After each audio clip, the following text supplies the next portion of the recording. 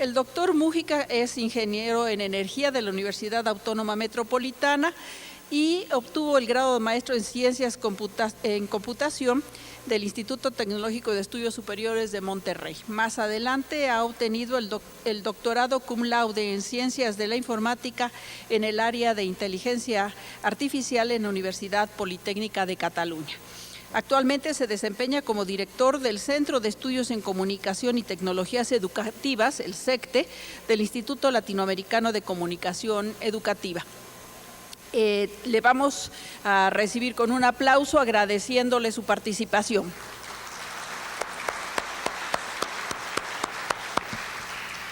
Gracias. Hola, gracias por su aguante. Se ha alargado un poco esto. Me han pedido la tarea de reducir lo más posible esta presentación, entonces me concentraré en algunos puntos centrales. Primero, disculpo al doctor Ramón Ferreiro, tenía que tomar un avión y apenas llegaba. Afortunadamente este proyecto lo venimos trabajando de forma conjunta. Básicamente estamos centrando el tema de innovación en el desarrollo de liderazgo en los actores educativos. Para eso la Universidad Southeastern University de Florida y el ILSE están uniendo esfuerzos para desarrollar este tipo de programas que consideramos son fundamentales. Ambas instituciones hemos tenido experiencia en esta disciplina y nuestra aportación será resaltar este papel y esta necesidad de cosas que a veces parecen obvias pero que no lo son. Entonces empecemos con las… Primera cuestión que nos preguntábamos, ¿sí?, era un poco trabajar sobre el concepto de innovación. Si cambiamos la transparencia, por favor, adelante. Etimológicamente, innovación es algo nuevo, y dado que esta es la primera conferencia dentro del Congreso de Innovación, nos gustaría tocar rápidamente algunas cuestiones en torno a la innovación. De tal manera que etimológicamente no nos es suficiente la definición. Algo nuevo es cualquier cosa, ya sea que empeore o que mejore, incluso lo que sea trágico.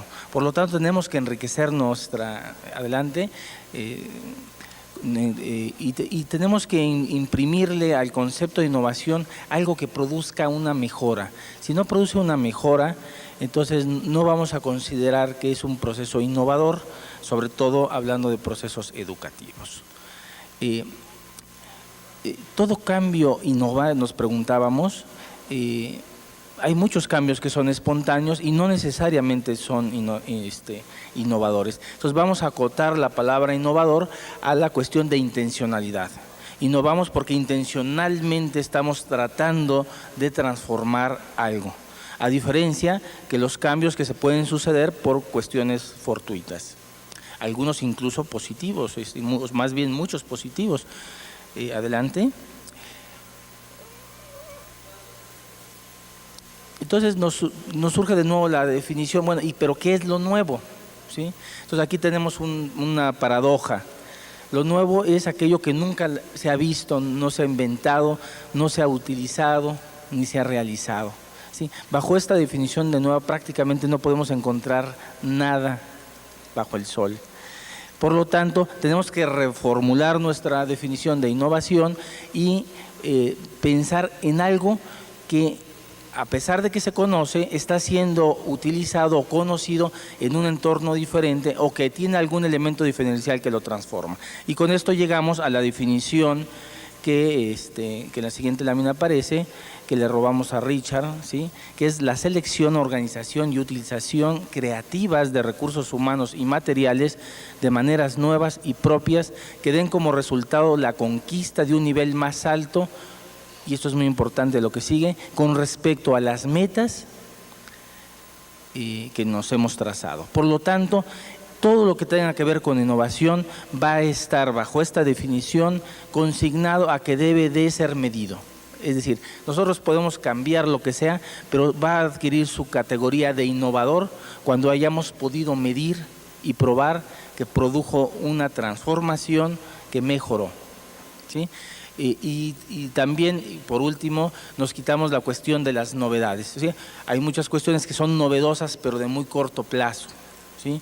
Las innovaciones desde el concepto que queremos manejar es que sean duraderas, de pleno uso, de uso extendido, y que haga mejoras sustanciales a la práctica profesional o al área de la disciplina. Adelante, adelante. Bueno, nos vamos a saltar los modelos de innovación. Básicamente me voy a detener solamente en el último, que nos parece el más rico, en el tercero, ¿sí? Que es el de resolución de problemas. Es decir, la innovación respondiendo, ¿sí?, a una problemática específica, en contraposición a innovaciones que surgen de la mente de probablemente un grupo teórico que considera que debe ser desarrollado algo, ¿no?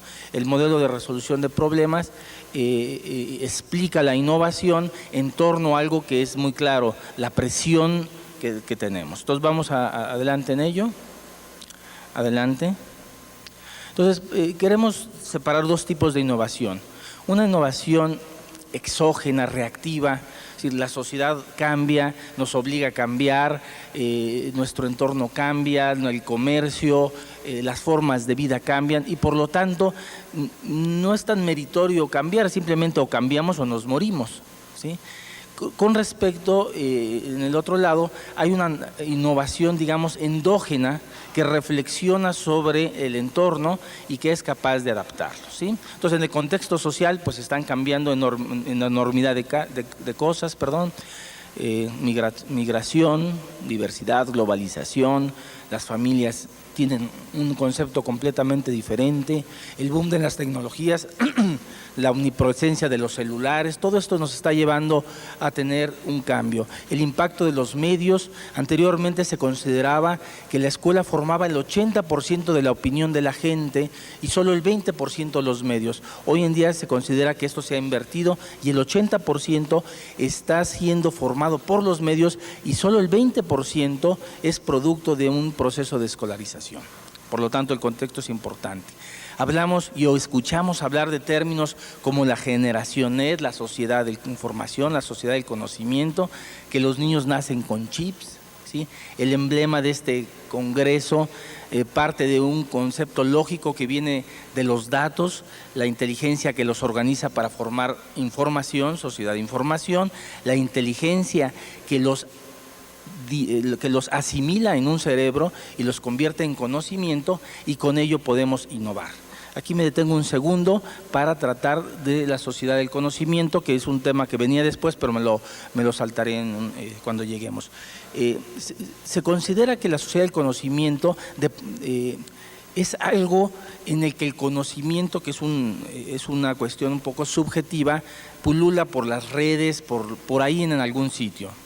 Resulta que la sociedad del conocimiento no puede concebirse sin el contenedor del conocimiento. Y el único contenedor del conocimiento que hemos podido tener son las neuronas humanas. Es decir, no existe, cuando nosotros nuestro conocimiento lo ponemos en un libro o en un medio diferente, lo convertimos de nuevo en información. Entonces, el conocimiento, la única manera en la que puede vivir es con la conciencia del que conoce, de ahí su nombre, ¿no?, de su etimología. Y esto es una cuestión que no es trivial, porque a veces pensamos de la sociedad del conocimiento como algo que se adquiere, que se vende, que se compra, y esto no. De ahí que los países que van a la cabeza en la sociedad del conocimiento precisamente son los que más cuidan sus recursos humanos. Entonces, este factor va a ser fundamental cuando hablemos de la innovación educativa, porque la innovación no se va a dar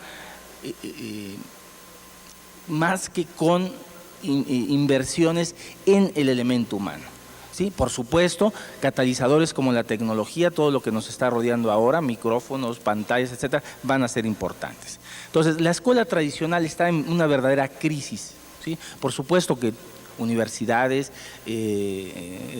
todas están tratando de reaccionar, pero la realidad es que esto se está dando. Ayer dábamos el taller en un espacio de 4 horas, por lo cual no tuvimos problema, y analizábamos estas 8 causas, de las cuales el auditorio llegó a la conclusión de que el rol protagonista del maestro con su método expositivo era el fundamental. Y entonces nos concentraremos un poco en esto. Adelante. ¿Por qué se aburren los alumnos en mi clase? ¿Sí? ¿Qué pasa? ¿Por qué? Entonces decía alguien, hagan una prueba muy sencilla, ¿sí? Si ven a los alumnos cansados, dormidos, tristes, y ustedes creen que están innovando, sálganse y vean qué pasa. Adelante. Simplemente todos se sienten liberados, tranquilos, felices, ¿sí? Esto nos debe de estar dando una medición, aunque sea puntual, de que algo no estamos haciendo en los procesos educativos. Y no quiere con ello decir que todo lo hagamos mal, ¿sí? Los procesos educativos venían funcionando bien, ¿sí? Los docentes éticos, interesados, les funcionaban, pero ante el cambio de la generación, una generación con unas cualidades muy especiales, no nos vemos capaces, ¿sí?, de transformar esto y volvemos al esquema tradicional de la fuerza, casi, o de la amenaza con la calificación, o etcétera, etcétera. Cuando esto esté pasando, el modelo educativo está fracasando porque no se sostiene por sí mismo, requiere de una fuerza externa. Adelante. Hemos construido, decía un autor que consultaba, una escuela triste, monótona, pasiva, de estructuras pesadas, de currículas, de materias, de listas de materias, 30 y tantas, 25, ¿sí?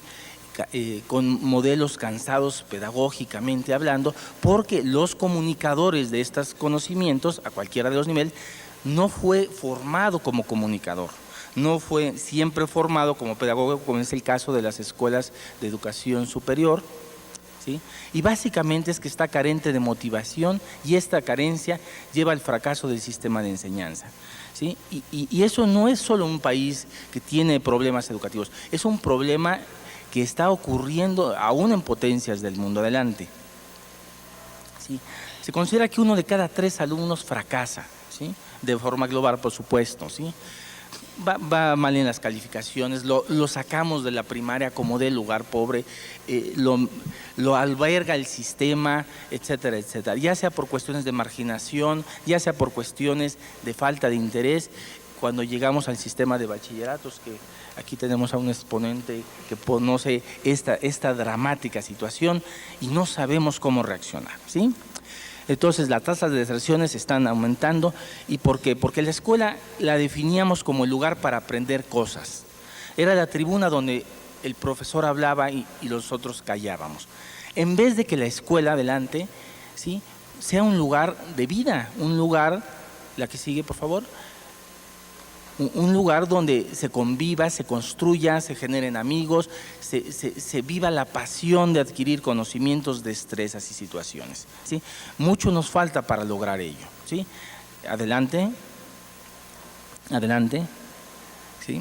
El sistema expositivo, con lo que nos formamos prácticamente, no sé si todos los que estamos aquí, pero todo lo que conocemos así fehacientemente fue formado con este método. Ahora mismo yo utilizo un método expositivo, ¿sí? Estamos condicionados a esta estructura, no nos está funcionando. El verbalismo nos lleva al aburrimiento, ¿sí? Evita el gregarismo, ahí está mal equivocado, nos impulsa a la memoria y a la carencia de ideas propias del alumno. Adelante, ¿sí? Un estudio experimental nos decía algo que es espeluznante, fíjense nada más, después de 60 minutos de una clase oral, ¿sí?, el 40% del aprendido se conserva, pero 2 o 3 días después solo el 25% y una semana después solo el 17% y después se estabiliza en el tiempo como en el 10%. Dice, bueno, tanto esfuerzo para quedarse con el 10%.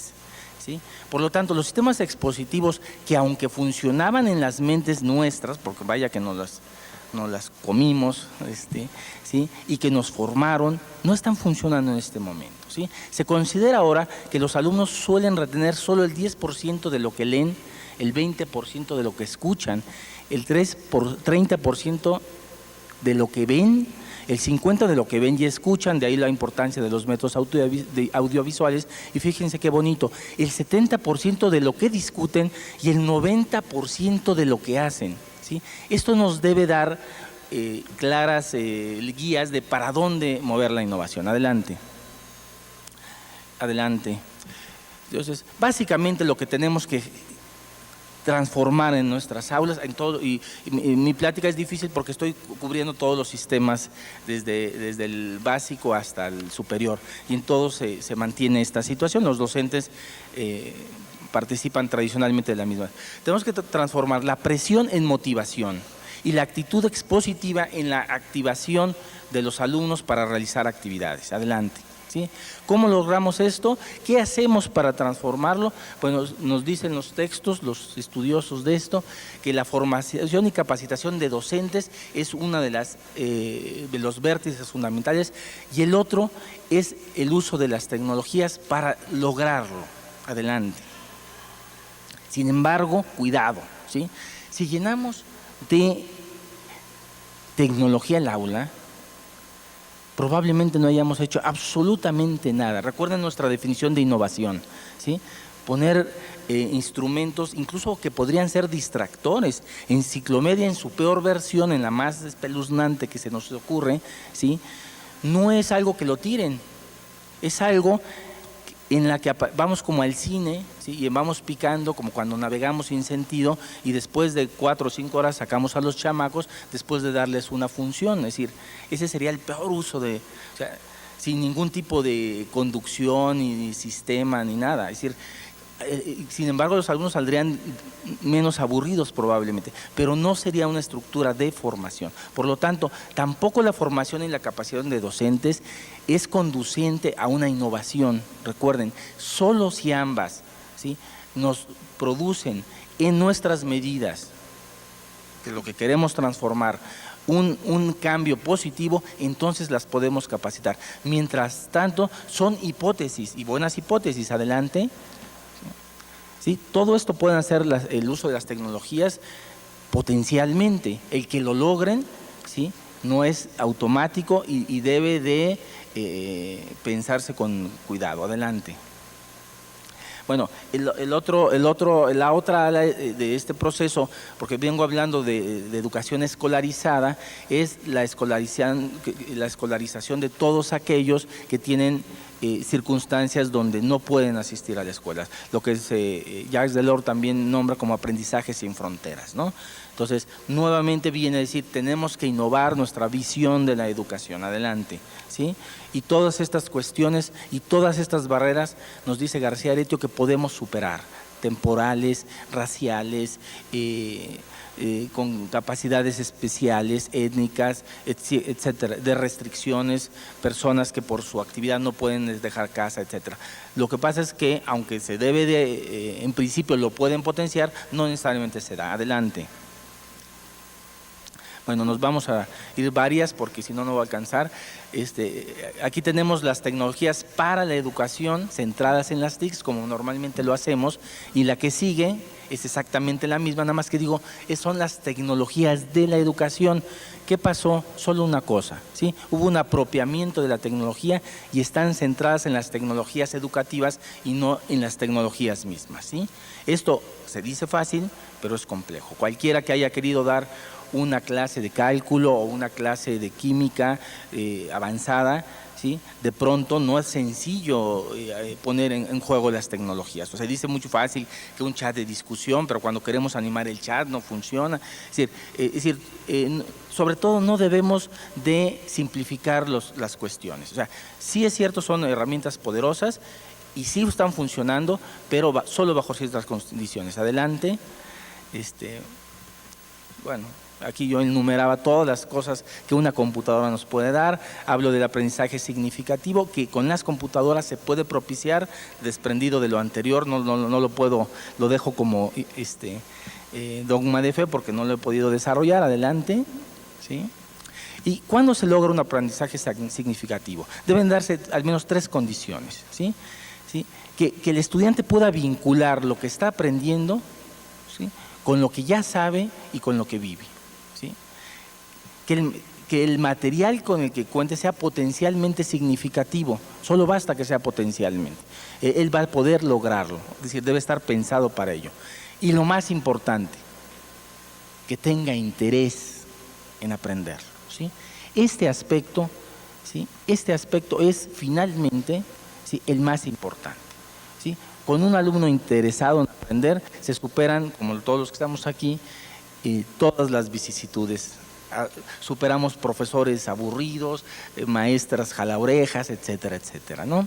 Entonces, todo esto, sin embargo, no podemos soslayar, está más que estudiado, la importancia de la mediación del profesor. O sea, si alguien cree, ¿sí?, que vamos a tener una generación de la sociedad del conocimiento de autodidactas puros, eso es un error. O sea, hay enormes cantidades y volúmenes de estudio donde se nos muestra la importancia y la necesidad de los mediadores, ¿sí? No se puede aprender sin mediadores ciertas cuestiones.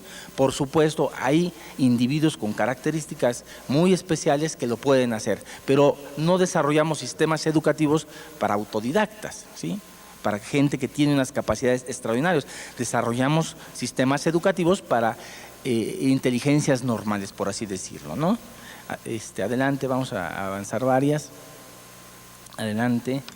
Esto tenía que ver un poquito con la educación a distancia. La distancia realmente a veces no es tanto ese profesor que tenemos enfrente, que llega un poquito tarde, que se va un poquito temprano y que dice atropelladamente su clase y dice, bueno, ahí se lo consultan en el libro. Ese es el profesor que tenemos más lejos, ¿sí?, porque no nos da oportunidad de interacción, ¿sí? Pero si ese profesor tiene otra clase, y luego otra clase, y luego otra clase, y luego otra clase, ¿sí?, y luego se va a recoger a los hijos, y luego, normalmente son las profesoras lo que hacen, pero bueno, supongamos que este profesor sí le toca, ¿sí? Entonces, de pronto, ¿sí?, es muy poquita, y lo hemos medido, la calidad y la cantidad de interacción. Y cuando esto se limita, ¿sí?, todo lo que hemos dicho antes de la mediación desaparece. ¿Sí? Y entonces sí es exactamente lo mismo agarrarse el libro. Fíjense que pocos alumnos leen los libros, suelen leer los apuntes del maestro, ¿sí? Eso nos da otra señal de que los alumnos, no más que aprender, quieren contestar lo que dice el maestro, que es otra de las teorías. De tal manera que cuando tenemos probabilidad de interacción alta, ¿sí?, y estructura de materiales buena, una buena estructura, entonces decimos que tenemos una buena distancia en cuanto que el conocimiento sea asequible a nosotros. Adelante. Adelante. Vamos más adelante porque no sé cómo voy. Bueno, no, sí, aquí sí me detengo. Entonces, el nuevo docente, ¿qué sería nuestro nuevo docente? Es decir, ahora hablando de innovación, ¿qué docente quisiéramos construir? Porque se dice, le vamos a dar cursos a los docentes para que se pongan bien listos y den bonitas sus clases, ¿no? Bueno, la tarea es titánica, vean nomás todo lo que y además no les vamos a subir el salario, ¿sí? El profesor debe motivar, ¿sí? Cualquiera que se haya metido con adolescentes o jóvenes sabe lo que es, pero también sabe que cuando lo logra, ¿sí?, ese gran esfuerzo de jalar la atención se invierte, ¿sí? ¿Sí? El nuevo docente orienta, ¿sí?, sabe, ha leído y puede indicar, según los intereses del alumno, de forma diferenciada, por dónde debe de ir un estudiante. Tú necesitas repasar más esto, tú puedes adelantar, adelante. El nuevo docente, en la siguiente transparencia, aclara, ¿sí?, no es el sabelotodo, ¿sí?, construye junto, no proyecta que él lo sabe, no es la institución del saber, es la institución de la experiencia que conoce y que puede transmitir conocimiento y construirlo junto con, prescribe líneas de acción, es decir, como si fuera un doctor, ¿sí? Mira, tú necesitas esto, aquel necesita aquello, ustedes júntense para aquello. Estimula, ¿sí?, a profundizar, a buscar más, le abre fronteras del conocimiento, además, adelante, ¿sí? Entonces, para esto solo tenemos que formarlo en esto, ¿sí? Tiene que conocer y estar actualizado en su materia, primero que nada, ¿sí?, en toda la bibliografía y en lo que está saliendo virtualmente. Debe operar estrategias que favorezcan la construcción del conocimiento. Debe diseñar y seleccionar experiencias de aprendizaje adecuadas para cada tema de su asignatura, lo que le llamamos preparación de plan. Adelante. ¿Sí? Debe conocer y estar actualizado en el acervo bibliográfico, ¿sí? Pero además, ¿sí?, debe conocer materiales avanzados para que los alumnos que así lo requieran lo tengan, ¿sí? Debe responder con eficacia a las dudas, es decir, en tiempo y en forma, ¿sí?, más que Ministerio Público. Además, adelante. Debe organizar los apoyos, o sea, no puede ser, por ejemplo, un problema que tenemos con Enciclomedias, que de repente tenemos 500 materiales para explicar la historia de México. Entonces, el profesor los tiene que conocer todos y seleccionarlos, organizarlos, ¿sí?, para usarlos eficientemente. Y esto no es trivial, ¿sí? Buscar un trato individualizado que le dé humanidad y que le dé solo se puede motivar si se está en esta situación. Adelante, ¿sí? Solo eso tienen que hacer, ¿no?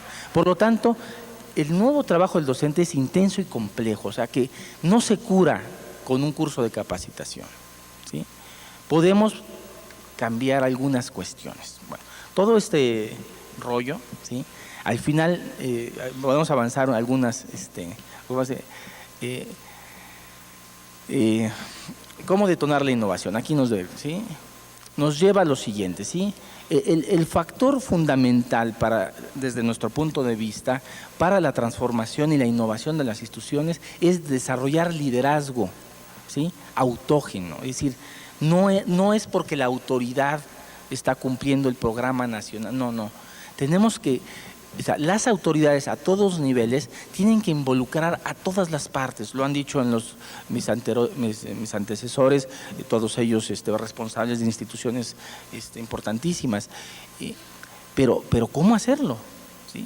No se puede hacer así. Entonces, tenemos que formar, y cuando digo de formar, no hablo de un curso de un mes, ¿sí?, hablo de una formación permanente, pero de una formación que además tiene una cualidad, ¿sí?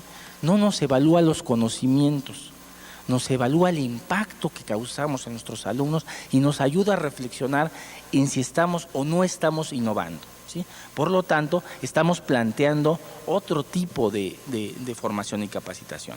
Entonces, los directivos deben saber gestionar el cambio, cosa no trivial, porque hay sindicatos, hay visiones, hay status quo, somos cómodos. Ya me doy mi clase de matemáticas 3, ya me la sé, no tengo que esforzarme. Porque ahora me piden que me siente 8 horas en una computadora a contestarles en detalle a los chamacos estos. No, ¿sí?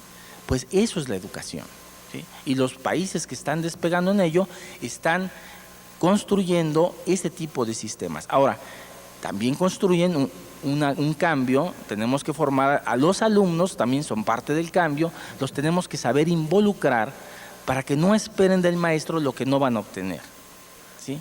No van a obtener una clase aburrida, pero tampoco van a obtener alguien que les mastique el conocimiento, porque si no es como si fuera al gimnasio por mí, mi hermano, ¿sí?, pues mi barriga va a seguir exactamente igual. Es decir, nosotros tenemos que hacer el ejercicio, tenemos que hacer la construcción, las sinapsis mentales para lograrlo, ¿sí? Y los docentes pues tienen que hacer su parte, ¿sí? Tienen que transformar sus actitudes ante todo lo que hemos dicho, que es mucho, ¿sí? Adelante. ¿Y por qué las actitudes? ¿Por qué es tan importante las actitudes? Entonces consultábamos, ahí no puse no recuerdo el autor de donde lo saqué, porque es lo único que podemos cambiar, ¿sí? No podemos cambiar el pasado, lo que ya está, las actitudes de otros, lo inevitable, las circunstancias, los temporales, los huracanos y el presupuesto. Eso no lo podemos cambiar.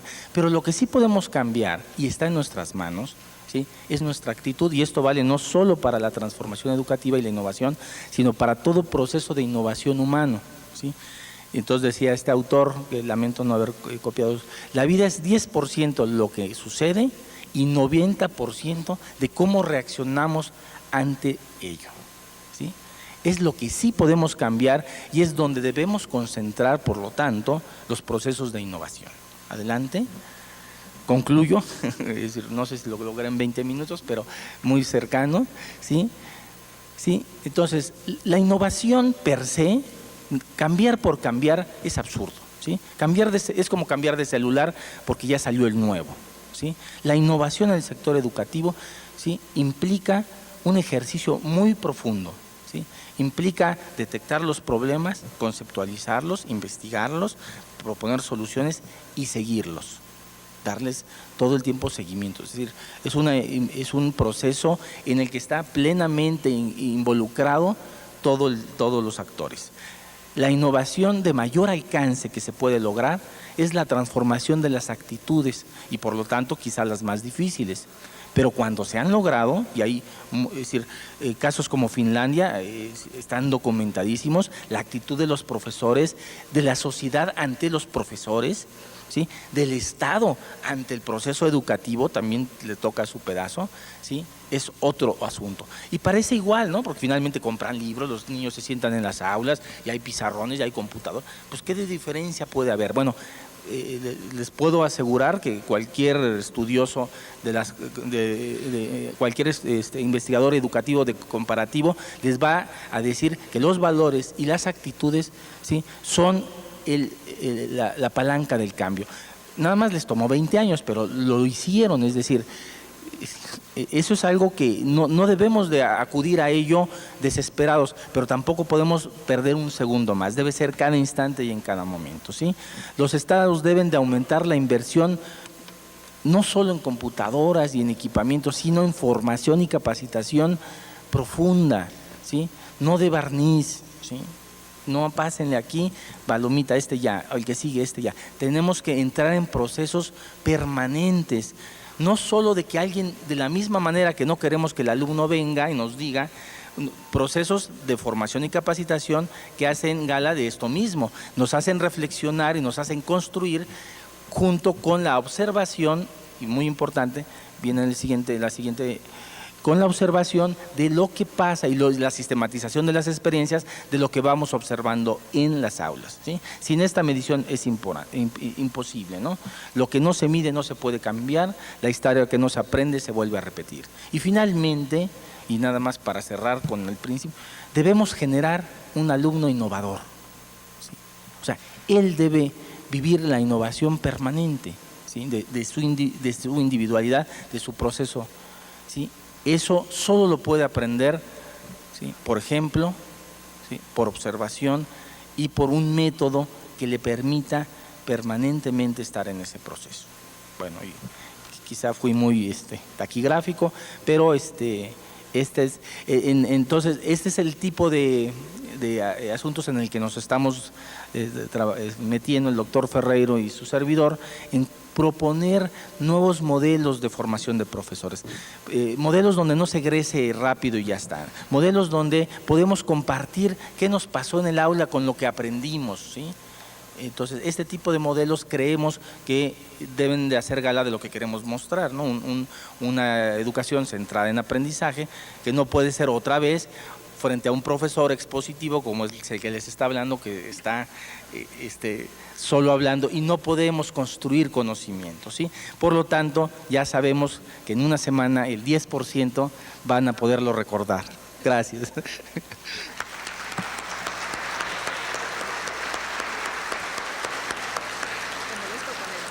Sí, claro, perdón.